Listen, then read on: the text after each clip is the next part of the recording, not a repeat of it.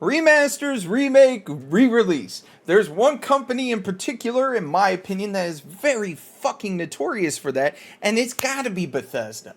Bethesda does it all the time. Skyrim, Skyrim 5-year, Skyrim 10-year anniversary, then they do Fallout 4, and then they do a Fallout anniversary, and then they do, all these games they remaster, remake, re-release. If there's a new platform, hey, new iPhone, let me re-release it for that. Anyways, today we're talking about the glitchy mess that is going to be the Fallout 4 Anniversary Edition. So, let's take a look and see exactly what's going on with this.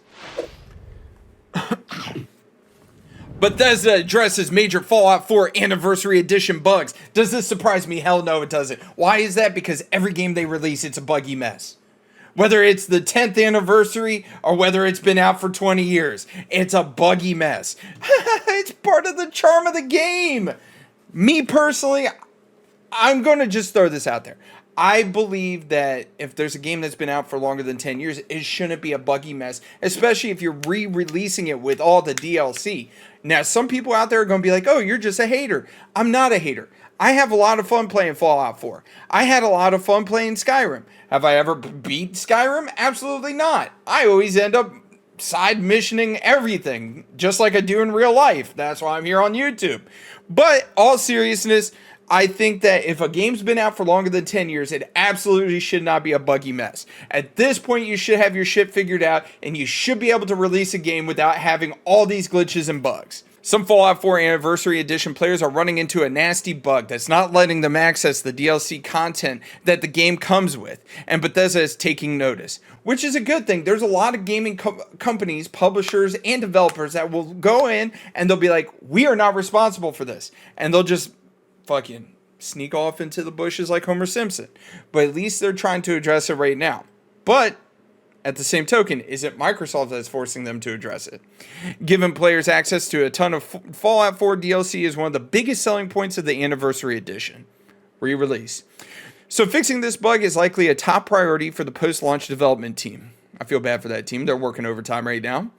Announced in mid-October during Fallout Day 2025 live stream event, the Anniversary Edition celebrates a full decade since Fallout 4's original release package, the base game with all 6 official DLC add-ons and more than 150 pieces of content from the game's creation club. The Anniversary Edition was launched in on November 10th for the PC and current last-gen PlayStation and Xbox consoles, is in planning to be released for the Nintendo Switch 2 sometime in 2026. It's going to be impressive to see if they're even going to be able to get it on the Nintendo Switch 2. They might be announcing, hey, we're going to bring it to the Nintendo Switch 2, but it doesn't necessarily mean they're going to actually bring the full game to the Nintendo Switch 2.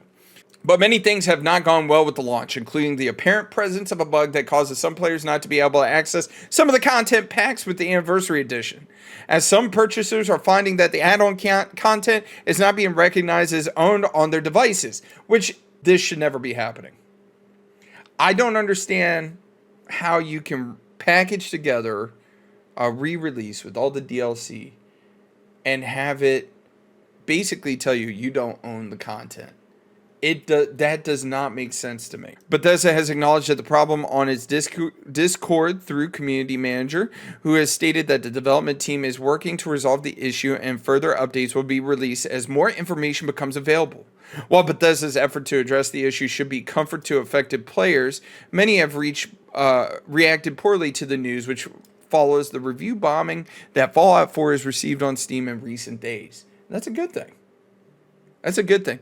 I think, all seriousness, review bombing is a good thing. And why is it a good thing? It just means the community is banding together.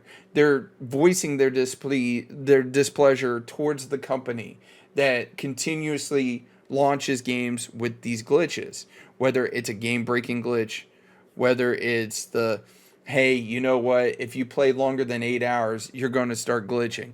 Or it's the, hey, you need to do X, Y, and Z. This right here is not wrong. I think review bombing is a good thing, and it's eye-opening, and it draws people in, and it allows people to know, if I'm going to purchase this, these are the potential issues I'm going to run into.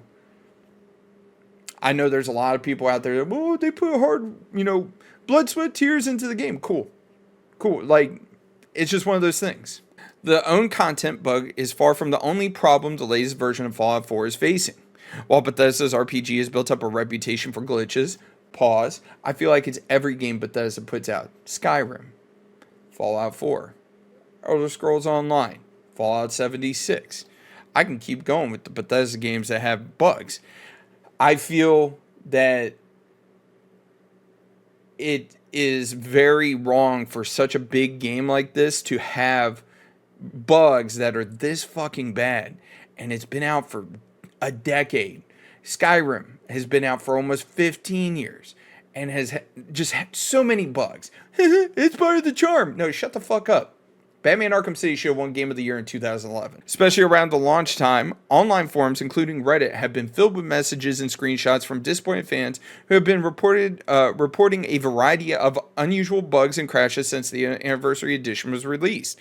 This should not be happening. They should have their shit figured out. They should be able to bundle it together, hit a button, and send it. That's just my opinion. Some people are probably going to be in the comment section being like, oh, it's not that easy. I don't give a fuck. If you're a professional developer, you should be able to, it should be that easy. Even before its release, the Fallout 4 Anniversary Edition was angering some fans for a variety of reasons.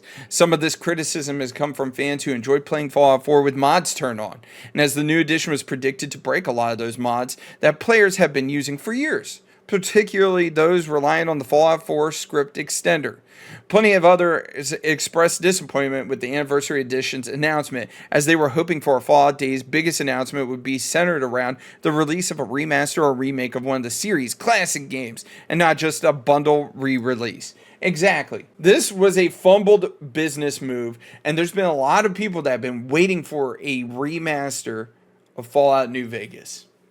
And you might ask, why is this a fumble? If you guys have watched any of the trailers for the new season coming up in December for Fallout on Amazon Prime, they're going to New Vegas. If they were smart, they would have taken it to New Vegas. They would have done a New Vegas remake, remaster, whatever you want to call it. I think it would have been great. On top of that, the other problem I have with the Bethesda when it comes to the Fallout, when it comes to the Skyrims, the Elder Scrolls, whatever you want to call it, is the price point. These games have been out for 10, 15 years. And you come over here and you look, Skyrim Special Edition, $40. Granted, it does offer a lot of content and it is a buggy mess. it's part of the charm. No, this should be like $20. If you're looking at Fallout 4, $20. And that's just for the base game. That isn't even for... I don't even see the Anniversary Edition on here right now. Let's take a look. Yes, that's my birthday. Like, here.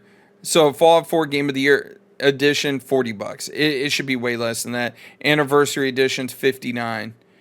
So, I mean, it shouldn't cost $60 for the Anniversary. I think, if anything, it should be a $30 bundle. In my honest opinion. Especially right now, since it's a buggy mess and there's no guarantees that you can actually like load into it and have your DLC recognized, should be half off. Full screen. These companies need to realize, like, all seriousness, they need to go and put out good games. And a lot of companies have been peddling out bullshit, and it's a very slippery slope that we're getting ready to go out on. And you guys might ask, well, what's the slippery slope? And that is GTA 6. If GTA 6 comes out and it has a $100 price point and it doesn't deliver, they're fucked. And if it has a $100 price point and it does deliver, I think us as consumers are fucked. And you might ask why? Because then everybody and their sister are going to want to sell their games for $100 now. And this is a slippery slope that we're coaching on. And this is my opinion. I genuinely think Grand Theft Auto 6 could be a tipping point when it comes to gaming. I want to hear your thoughts down in the comment section below. I think this is genuinely this is a scary moment in gaming history. We could be on the verge of another collapse like the E.T. release by Atari. Anyways, you guys, don't forget to mash that like button, subscribe. I want to hear your thoughts down in the comment section below. Tell me if I'm right. Tell me if I'm wrong, because I already know I'm right. Y'all take it easy. Have a great, wonderful day, and I'll see you tomorrow.